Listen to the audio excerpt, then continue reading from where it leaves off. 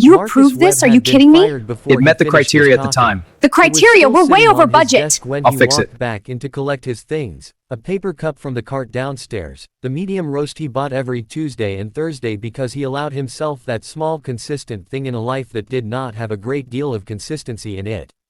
He looked at it for a moment. Picked up the framed photo of his son Danny instead, the one from last summer at the lake where Danny was laughing with his whole body the way 8-year-olds do when something is genuinely funny and they have not yet learned to be self-conscious about joy. Then he picked up the coffee too, because he had paid for it and he was going to need it, and he walked out of Aldrin Technologies without looking back at the 41 people who were pretending not to watch him go. The meeting had lasted 6 minutes. He had counted. Diane Aldrin had done it herself, which he respected more than he wanted to.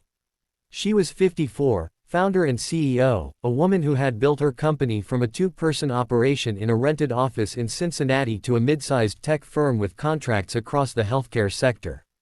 She was not cruel, but she was efficient in the way that people become efficient when they have learned that hesitation is expensive. She told him the restructuring was eliminating his division. She told him his work had been excellent.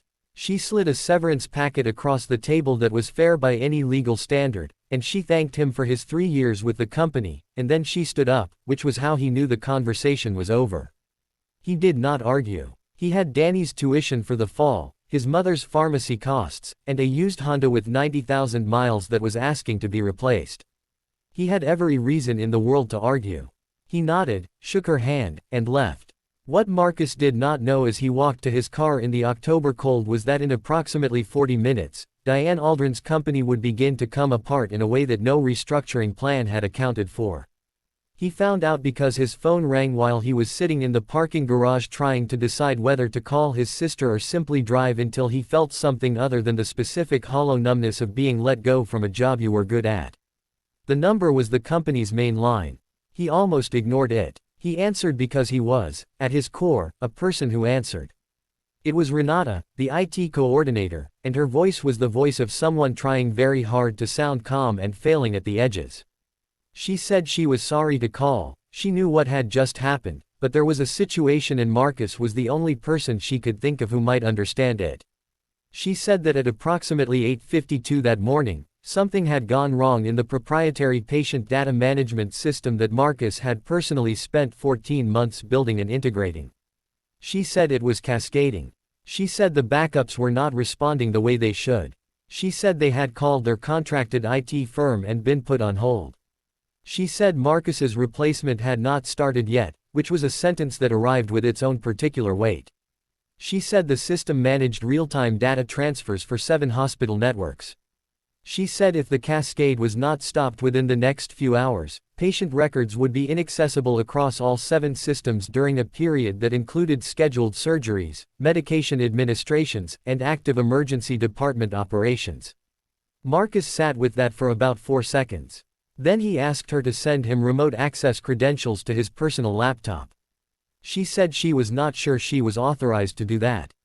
He said he understood, and she should ask Diane. He waited. The call went quiet for 90 seconds.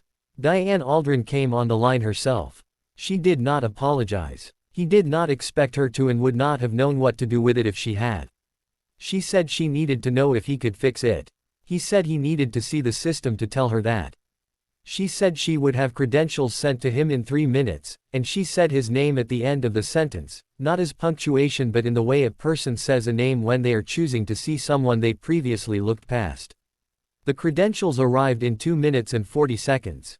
Marcus drove to a diner 2 blocks from the office because the parking garage was making him feel like the walls were thinking about moving.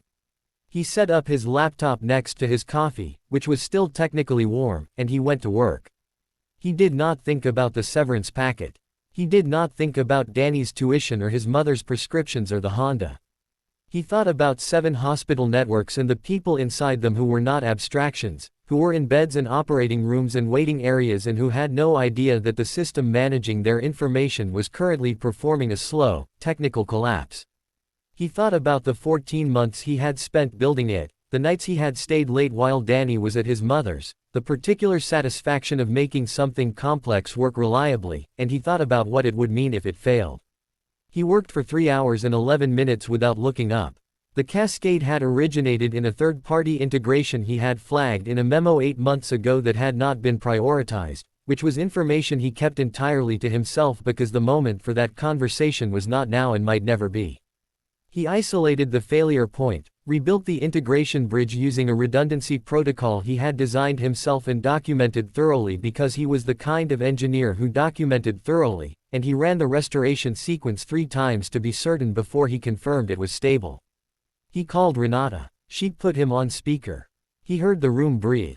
He gave them a full walkthrough of what had happened, what he had done, and what they needed to monitor over the next 72 hours. He sent the documentation to Renata's email in a file organized clearly enough that any competent engineer could follow it. He answered every question anyone on the call had. Then he closed his laptop. His coffee was cold. He drank it anyway. Diane Aldrin was in the diner parking lot when he walked out. He stopped. She was standing next to a car he recognized from the company lot, and she was not on her phone, which meant she had been waiting with nothing to do but wait, which told him something about how the last 3 hours had landed for her. She said she owed him more than she knew how to say quickly. He said the hospitals were stable and she should have her team watch the Eastern Network node specifically over the next few days. She said she would. Then she was quiet in the way of someone who has prepared something and is deciding whether it still fits. She told him she had made the wrong call that morning. She said it plainly, without the softening language that executives sometimes use to apologize without quite apologizing. She said the restructuring was real, but his division had been cut based on a cost analysis that she now understood had not fully accounted for what his work was actually holding together. She said she would like him to come back, with a title that reflected what his role actually was, and a salary that did the same. Marcus looked at the parking lot. He thought about Danny's laugh in the lake photo. He thought about the hospitals. He thought about the memo that had not been prioritized. He asked if the memo would be prioritized now. She said yes. He said he would need to think about it. She said that was fair. He asked for a week.